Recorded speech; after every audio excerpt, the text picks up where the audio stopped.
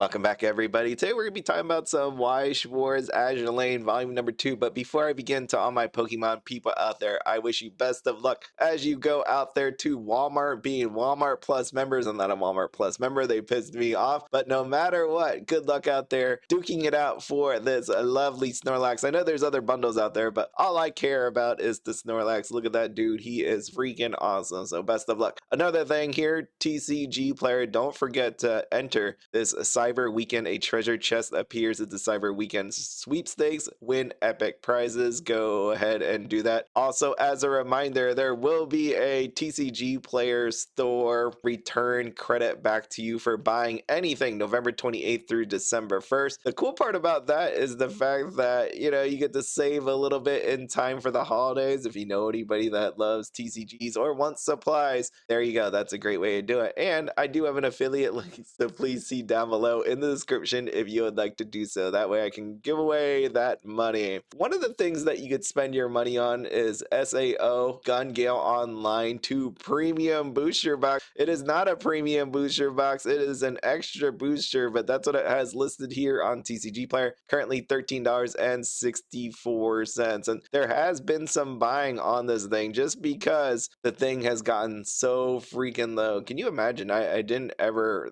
think that it would be this bad, that it's under $14. It is absolutely crazy, and some people have taken that time to do it, because don't forget, inside of this potentially is a serial number. And I've said all along, I really don't care about it because it is not an autograph. On the JP side, they didn't get an hand signed autograph. They did get the stamp, but I think this series is lacking in many different ways when it comes to, let's just say, fandom, when it comes to just the actual art inside of it. Azur Lane Volume number 2, just take a look out here. This is brought up in a Discord, and I don't believe this is actually taking place, but it does beg an interesting question here. So as you can see here, this is a distributor, and on here we have reprint due 11/12/25, call for pricing. There may have been at least some talk or thought about potentially getting a reprint of Azur Lane Volume number 2. If you remember correctly, this happened on Goddess of Victory Nikke, and what happened was they reprinted it all with the gold signatures, everything exactly the same. So if you think about Azur Lane Volume number 2, are we at a point where people want an actual reprint of it? I mean, you just take a look at some of these card prices, it's absolutely insane, because the SEC Plus is really hard to get, because the amount of SPs in there, it's really hard to get some of the more desired ones. And as you can see, they are freaking pricey. Yeah, they are lovely, beautiful. Some people love the artwork, some people love the girls, some people love the IP, but no matter why you love it, it's expensive. And you have expensive cards from all different types of rarities. Even some people want some of the double rares. So you take a look at the booster box, currently sitting here about $46, if I did my math correctly there. And you can see there has been some selling. Let's just go within the past month. 831 booster boxes have sold. Altogether, 932 booster boxes. Pretty decent, I would say. It's not doing as well as Goddess of Victory Nikke, and there's a reason for that. But taking a look here at the cases, we have about $1,060. So there is a healthy supply of this. But you recall Goddess of Victory Nikke, it didn't matter if there was a healthy supply of it, they still did it. And then one of the reasons why was the individual booster box was pushing over like $70, I believe, at that time, where Azur Lane over here is under $50. So I can't imagine there's a real appetite to reprint these. Even though you have really expensive cards, you have a decent amount of demand, I don't think this is going to be one of those ones, because people already knew what happened with Azur Lane number 1, and when they knew about that, they were prepared for Azur Lane Volume number 2, and that's what I've said all along is going to be very interesting. But when you think about, let's just talk about hypotheticals. If they reprint it right now, I imagine it'd be with the gold signatures, same as Goddess of Victory Nikke. The other thing here is we have seen this happen on the Japanese side, where when they reprint these, when it's an AGR, you will see AGR shoved in the reprint. So I imagine the same thing would happen here with the serial number SIRS, right? If potentially, if there was a reprint, we will see that in here. And this is my biggest complaint about all of this, is the fact they don't tell us us how many of these actually exist. They don't say it on the Japanese side, they don't say it on the English side, because when they do a reprint, they could just make another one and just shove it in here, especially for the fact that the English side does not have hand signed autographs. That makes it a lot easier to reprint this. And I know someone had this up here before. Actually, I thought there was two of them for about $25,000. Both of them are currently gone. But you think about that. Let's say in existence was 25 of them. But if they were to do a reprint, maybe they make it up to 50. So that card that was 25,000 in theory would drop down to 12,500 if you could even sell it for 25,000, which, as I've said multiple times, I don't think you can. I mean, if someone could sell it, great. I mean, that's really cool, but why buy this one when you could get the hand signed one on the Japanese side for less? Right, that just makes total sense to just do it that way. Goddess of Victory Nikke, I just wanted to take a look at it just because we know what happened to it. We saw the reprint come down. It was huge in demand. This is one of the ones where I believe this thing is going up eventually when the supply dwindles down. There's a ton of supply out there, but the neat part about that is I now remember that there's a Union Arena booster box that is set to come out. Let's take a look at the case.